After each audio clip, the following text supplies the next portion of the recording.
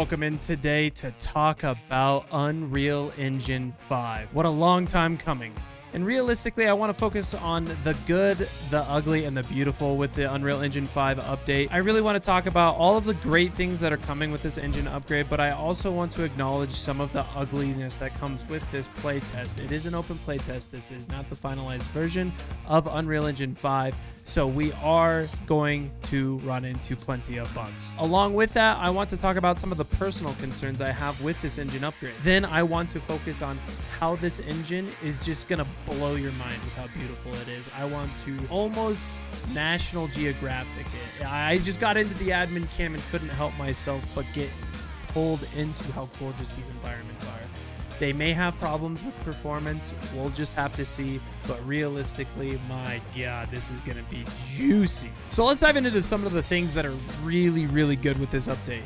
The lighting is absolutely stunning. We have these dark interiors with bright exteriors and this beautiful transition when you go in between them. The foliage and environments feel extremely real. The forest actually feel like it's alive with foliage. The light comes through it, and the details and the shadows on the ground as you walk by are stunning. Basrah rework is a massive step forward in the quality and depth of our maps. This leads to extreme replayability as we have new objectives that are coming to us. So realistically, I'm very happy that Basrah is getting this rework, but I can't help but think about some of the other maps that could have used a rework as well. I know that there's a concern that people will become masterful at hiding with Unreal Engine 5 in bushes.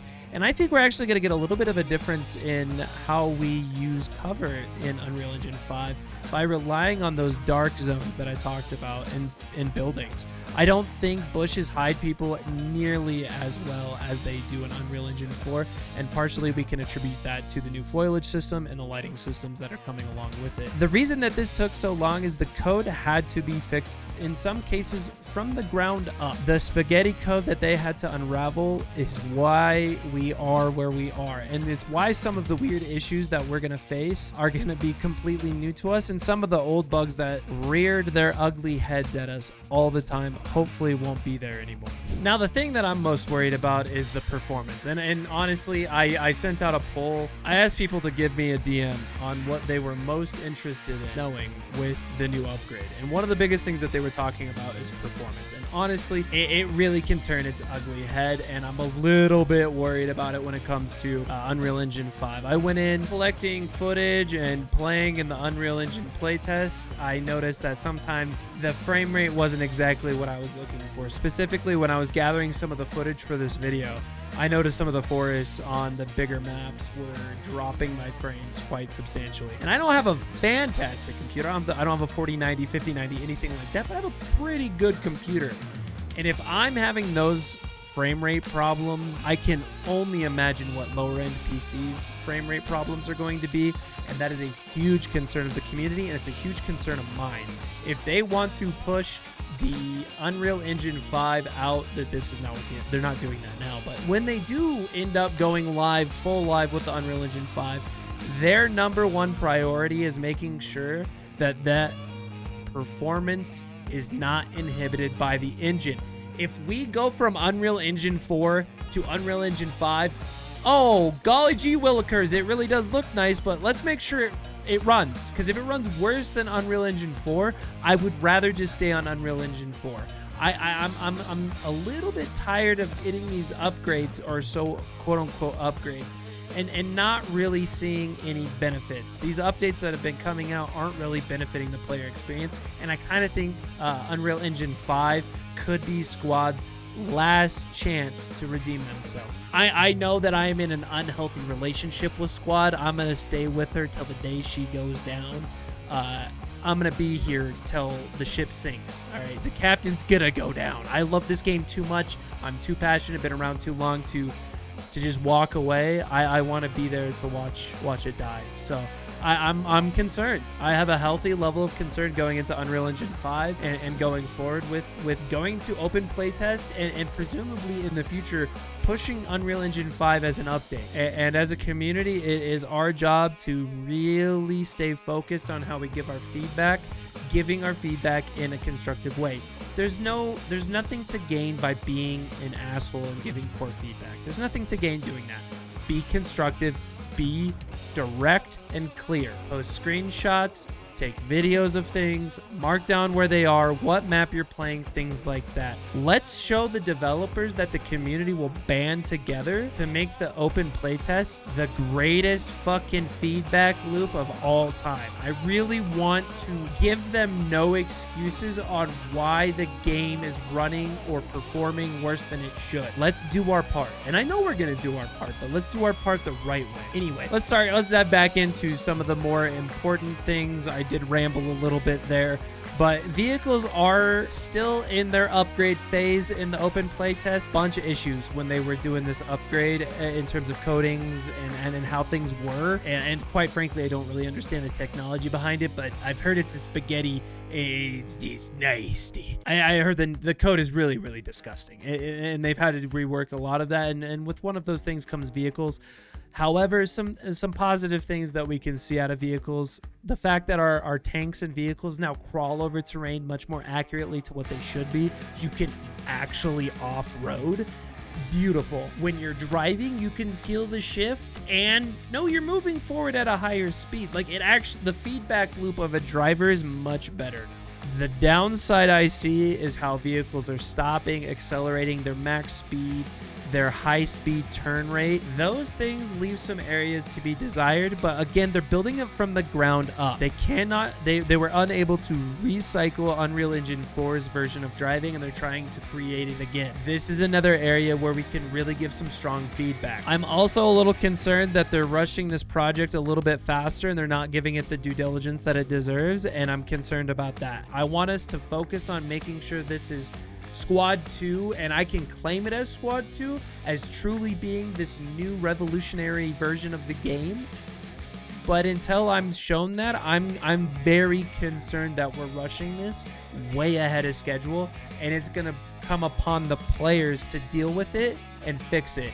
And quite frankly, we've been doing that since ICO and a little bit before ICO, and I think we're mostly burnt out by that. So we're gonna need a little bit of a give and take here, people. Looking into the future, Unreal Engine 5 is absolutely stunning. There's no doubt in my mind that it is the most beautiful upgrade to come in my life so far. My biggest concern is we have some weird things going on here, people. We got the IMF insurgents, the British, the United States. Many of these factions' textures have not been updated. These player models have not been updated in quite some time. And when you place them in an Unreal Engine 5 environment, it just is wildly weird because it doesn't seem congruent. The map is gorgeous, the assets are gorgeous, the foliage is beautiful, the lighting is so stunning. But the player models look so out of place, and the vehicle models look a little out of place. I would like them to be revisited. Some of even the map textures are a little bit out of place. Scorpo? Come on, guys. It looks gorgeous. However, why are we using textures that I don't know. I also could be just completely wrong. This is a little bit opinion based, but now that I can actually talk about Unreal Engine 5, I want to give my honest opinion. And that is a healthy level of concern, but a little bit of hope for the future. And that's really what it kind of boils down to. A healthy level of hope, but also a healthy level of concern. Because I've been burned too long. I've seen 2 years of some updates that I don't really agree with. I don't really think that they changed the game for the better. Some aspects did. Most of them did not. And I'm concerned. And I'm worried because this is a game that I hold so close and dear to my heart.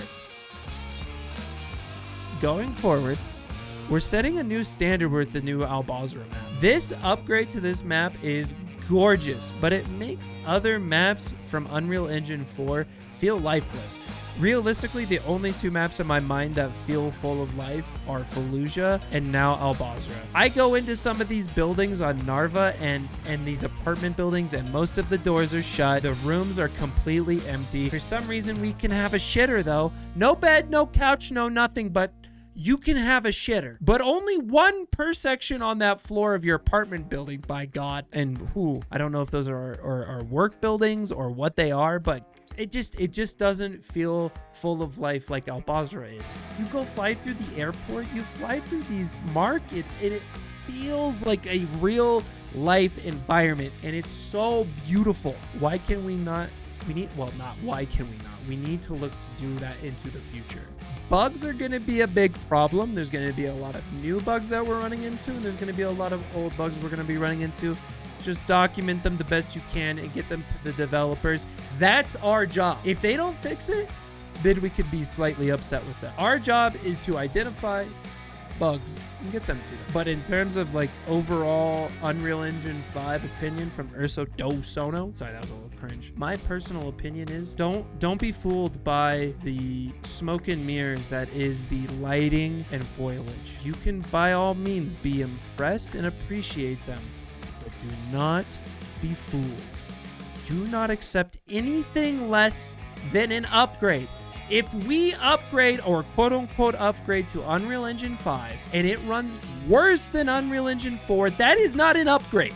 That is a downgrade. You can call it an upgrade because, oh, it looks good, but God, we can't even fucking enjoy it because it won't run. That is my concern. Thank you. And now I want you to see some sights, some sounds, and some absolute stunning environments that we can look forward to in Unreal Engine 5. May we hope and pray that they run good when this goes live. Thank you.